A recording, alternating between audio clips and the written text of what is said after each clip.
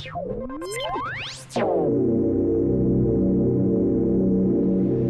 there, home theater fans. My name is Ty with AV Nirvana. I'm here live on the CEDIA 2022 showroom floor in Dallas, Texas with Jim Garrett. He's Senior Director of Product Strategy. Did I get that right this time? There you go, yeah. And we are hanging out with JBL. As you can see behind us, we have a massive subwoofer. Jim, what is this? It's a beast. It's the mother of all subwoofers. So this is our new flagship SSW-1 Subwoofer. It's the largest model we do in the synthesis range. We introduced this earlier this year, but most people haven't seen it yet. And certainly if you saw a photo of it, it didn't really convey the sense of scale of what it is until you see it in person. But we do dual driver subwoofers in the entire range. We start off with dual 8-inch in wall, dual 10-inch in wall. We go to a dual 12 in a box product, and then this is the dual 15. But these are just ultimate performance drivers. You can see here a very large roll edge on it, a 6-inch voice coil. We recommend about 2,500 watts per driver. There's basically 2 subs in one box is really what you have here. So each one has a separate input on it. And each one of those ports is dedicated to one of the drivers in it. So it's a massive, construction cabinet, heavily braced. It's about 350 pounds when it's outside of its shipping crate. It's over 500 pounds in a shipping crate, right? So a true subwoofer. And then in terms of performance, it just plays ultra low, ultra loud. It's good anechoically into the mid-teens, but when you get some room gain out of it, you're going to get a little deeper than that, 13 hertz kind of stuff. And it does it at very high SPLs as well, too. That's amazing. So. And you said each port is dedicated. So does that mean internally they're separated? Right down the middle of the box. So wow. It's basically two subs in one box. Okay. And we did it primarily because there's just not a lot of amplifiers that could have driven it. Had it been a single input subwoofer, you need a 5,000 watt amplifier to do it. You still need one, but it's 2x2500, which is a little easier to find than a 1x5000, or a 2x5000, because we do recommend that you use these in pairs as we do all of our systems. So either going to be 2 of them in a room or 4 of them in a room. Right, and something you had told me about these that's really neat, they can be oriented on their sides to go into the corner of a room. Correct, yeah. So we knew that in a theater, you got plenty of width if you're below the screen. You got plenty of height if you're outside the screen to the left or to the right. So we designed the cabinet shape so that it could go either way. So you could stand them up that way, or you could lay them down on their sides. We've got them in our office. In the theater we have in the office, there are 2 laid down below the sides or underneath the screen at the front.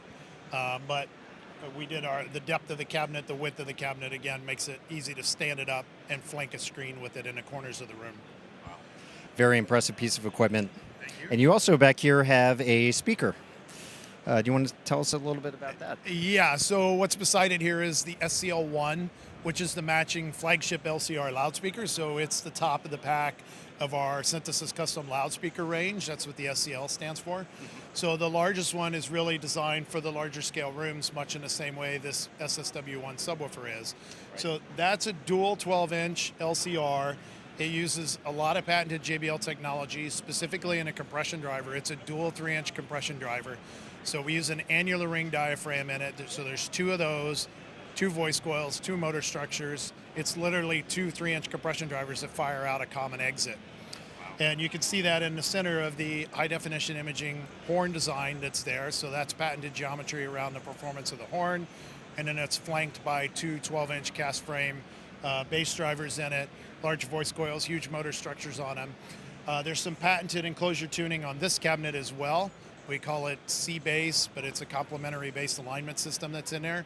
So the upper and lower woofers are tuned differently, but it makes it an incredibly easy drive on an amplifier. It really minimizes the impedance curve, so it's not a difficult load. So it's a very easy speaker to drive.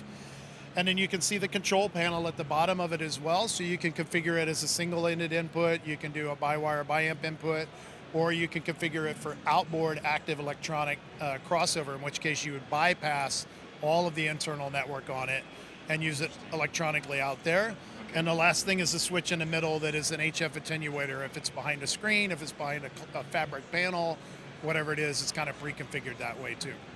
What's the crossover point between the tweeter structure in the two drivers there? Do you know that? That's a good question. I don't honestly remember. It's a little, I think it's around 1,100, 1,200 or so. It is a two-way.